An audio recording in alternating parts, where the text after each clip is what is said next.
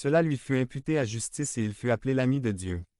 Abraham crut, ce qui signifie qu'il avait foi en Dieu et cette croyance fut attribuée à Abraham pour justice. Parce qu'Abraham croyait en Dieu, Abraham pouvait vivre une vie juste. Le test pratique. Rappelez-vous ce que je viens de vous dire dans la liste des choses.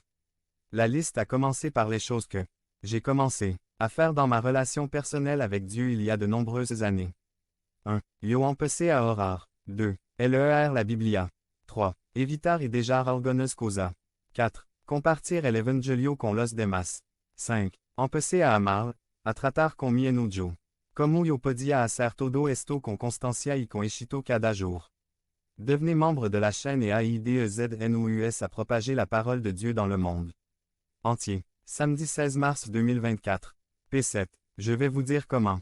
Je croyais en Dieu et cette croyance m'était imputée à justice. 1. Je croyais en Dieu et je pouvais alors prier tous les jours. 2. Je croyais en Dieu et je pouvais alors lire la Bible de manière cohérente. 3. J'ai cru en Dieu et j'ai alors pu abandonner mes péchés.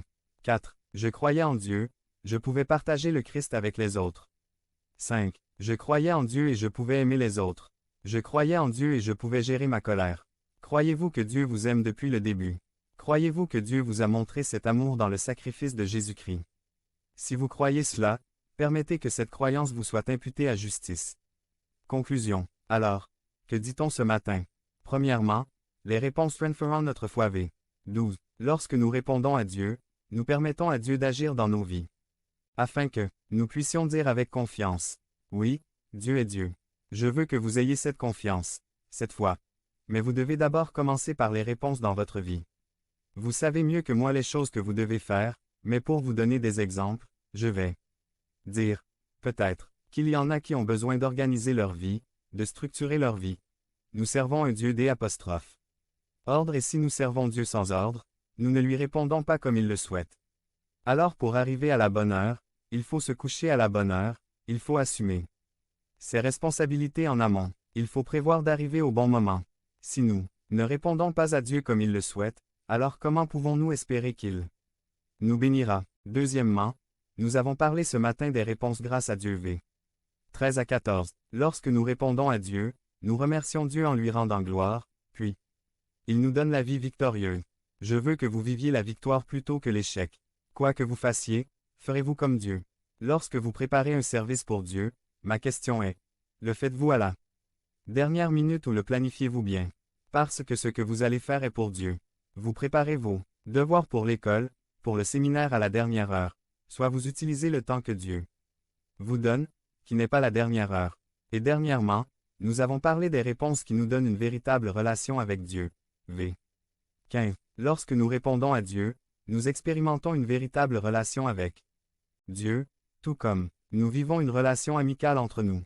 Il a toujours été l'initiateur d'un programme. Devenez membre de la chaîne et AIDEZNOUS à propager la parole de Dieu à travers le monde. Samedi 16 mars 2024. Relation. P8. Lorsque nous répondrons, il répondra à nouveau. Je veux que vous puissiez vivre une vie de relation avec Dieu au lieu d'une vie de recherche d'une satisfaction que vous ne trouverez nulle part ailleurs. Allez-vous commencer à répondre aujourd'hui pour pouvoir expérimenter la relation? Que se passera-t-il si je dis toujours je t'aime mais que je parle aussi toujours contre toi? Aux autres, allons-nous avoir une bonne relation? Non, bien sûr que non. Alors, que va-t-il se passer lorsque vous dites que vous avez une relation avec Dieu mais que vous ne faites jamais les choses comme il le veut? Allez-vous avoir une bonne relation avec lui? Je pense que non. Je ne juge personne. J'explique seulement de manière pratique la réalité des choses.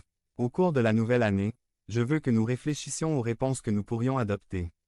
Avec foi, un autre verset que je veux partager avec vous ce matin tiré de Romains 10, 9 qui dit: Si vous confessez de votre bouche que Jésus-Christ est Seigneur et que Dieu l'a ressuscité des morts, vous serez sauvés. Il n'est pas dit ici, si vous confessez de votre bouche que Jésus-Christ est Seigneur, vous serez sauvés. Il dit, si vous confessez de votre bouche, vous croyez dans votre cœur. Nous ne pouvons pas vivre notre vie uniquement avec notre bouche. Nous devons également vivre avec nos croyances. Et nos croyances doivent changer nos actions.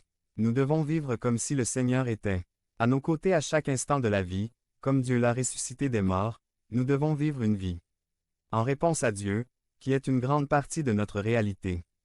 Devenez membre de la chaîne et aidez-nous à propager la parole de Dieu dans le monde entier. Samedi 16 mars 2024. P9 résumé. Des réponses réelles. Point. Chaque chrétien doit répondre à Dieu et ma conviction est que nous devons répondre car il y a de nombreux avantages lorsque nous faisons cela. Dans ce message, nous allons enquêter sur ceux-ci. Par J. Sperling. Réponse réelle. Jean 14, 12 à 15. Savez-vous quelle est la signification du mot répondre? Je vais vous montrer quelque chose ce matin. Pour que vous compreniez le sens de ce mot. 1. Bonjour. Dire bonjour à quelqu'un. 2. Demander à quelqu'un. Comment allez-vous? 3. Éternuer. 4. Jeter des papiers. Savez-vous quelle est la signification du mot réponse? 1. Quand quelqu'un vous dit bonjour, vous allez également répondre par un salut. 2. Quand quelqu'un vous demande « Comment vas-tu » tu vas répondre « Eh bien et toi » 3. Quand quelqu'un éternue, vous répondrez en disant « Santé, argent et amour » 4. Quand quelqu'un laisse tomber ses papiers par accident, vous allez l'aider. Ce sont tous des exemples de réponses. Les choses que nous faisons lorsque nous sommes en contact avec d'autres personnes. Aujourd'hui est la période de l'année où nous réfléchissons à la manière de changer notre vie pour elle apostrophe. Année prochaine perdre du poids, étudier, travailler davantage, se marier, etc. De nombreux chrétiens à cette période de l'année ont envie d'améliorer leur relation avec Dieu et ce matin, je veux vous dire que Dieu a des avertissements particuliers que nous devons connaître et suivre. Et le message de ce matin porte sur ceci. Nous allons en parler. Ce matin, savez-vous ce que chaque chrétien devrait répondre à Dieu avec foi? Pourquoi chaque chrétien devrait-il répondre à Dieu avec foi? Nous allons parler de 3 bienfaits que l'on retrouve dans notre texte et ces bienfaits nous donneront les raisons pour lesquelles chaque chrétien devrait répondre à Dieu avec foi. La raison pour laquelle nous devons répondre à Dieu avec foi est que nous pouvons expérimenter une vie chrétienne victorieuse. Lorsque nous le faisons, notre texte se trouve dans le livre de Jean 14,